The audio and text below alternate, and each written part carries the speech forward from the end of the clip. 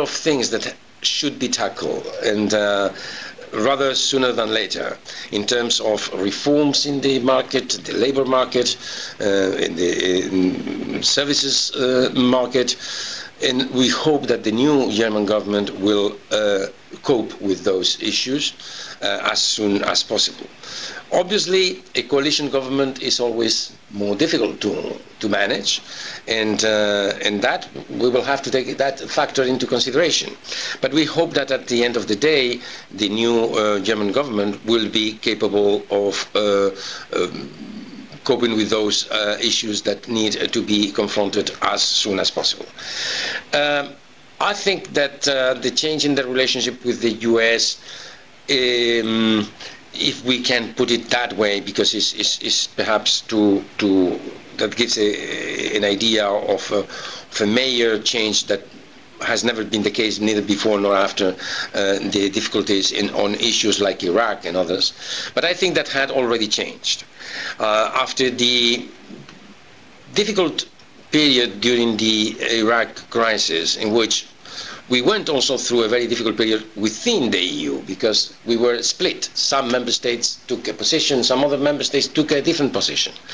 I think that this is now basically overcome. And I think that also the bilateral relations of those countries that more clearly took a position different from the one that the United States were following, and that's to say basically France and Germany, that both have come now back to what I would call, to understand ourselves, a normal relationship between them and the US. So I think that the new government in Germany should only follow a path that was already open, I would say, a year or a year and a half ago. I'm not sure that you're telling the truth. And the reason is that on the question of the expansion of the permanent membership of the Security Council, which is linked to the European concept, the American position was publicly stated that they are in favor of Japan being a permanent member, and significantly they left Germany out. And we know that not formally but informally the United States has said no Germany. So how can you say the situation is back to normal? The United States started from the position that both Germany and Japan should be permanent members. And now they said it publicly. And now they are saying publicly only Japan. How is that normal? Well, I don't think that the U.S. has ever accepted openly that Germany could. I mean, that it could become a member, yes, but not that they were supporting German membership. But I think this is based more on more general grounds than simply the relationship, the bilateral relationship with Germany. I think that is based on another factor that I should not be mentioning, but to be as transparent as possible, I will mention, which is the overrepresentation of European Union in the Security Council. We will have, as from January, we will have, I think, 5 EU countries, members of the of the Security Council of the UN, out of 15. It means that 1/3 of the Security Council will be EU countries. 2 of them permanent members, France and the United Kingdom. And I think that somehow the US, also for others probably, that's already too much.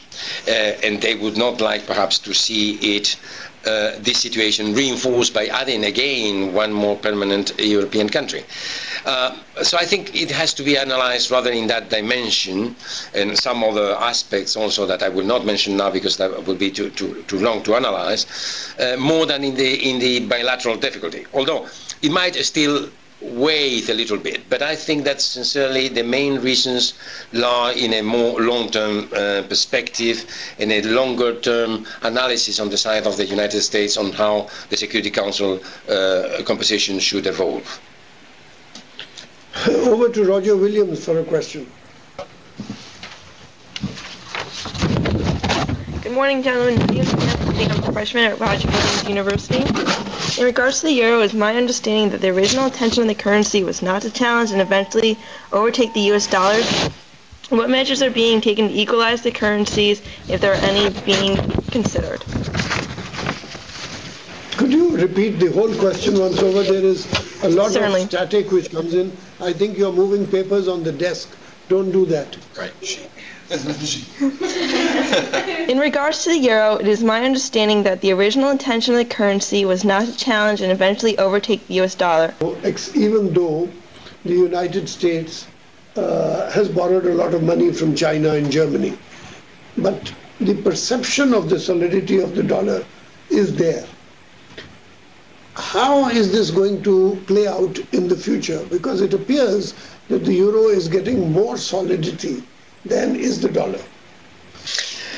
Yes, I think it's of course, a very difficult question to say how they are going to evolve in the future. We will leave that for those that work on futures and future value of currencies. But it is true that, on the one hand, as I said before, I think that this relationship is a relationship which is a basic, a structural one, and that has to move within relatively avoidable limits. Now, it is also true that the economic situation in the I'm US... not sure that I understand you. How is it a normal relationship when the euro goes from 1.21 down to 90? That is a 30% change. How do you think a 30% change is normal? But it's normal it's not. I mean, it's not normal. Is a word which has to be handled with care. But it's not a change that happened overnight. It's a change that took place during. It took almost 3 years, I think, to get to this point, which was the lowest point.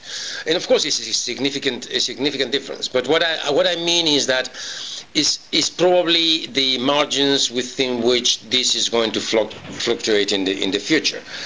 Would be a band of perhaps, I don't know, 20%, 25% that can move during a certain economic cycle.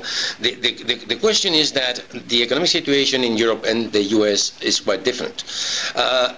In the US is more dynamic, but that might, on the other hand, tighten a little bit more the monetary policy, and that I think should play perhaps now to reinforce somehow the dollar.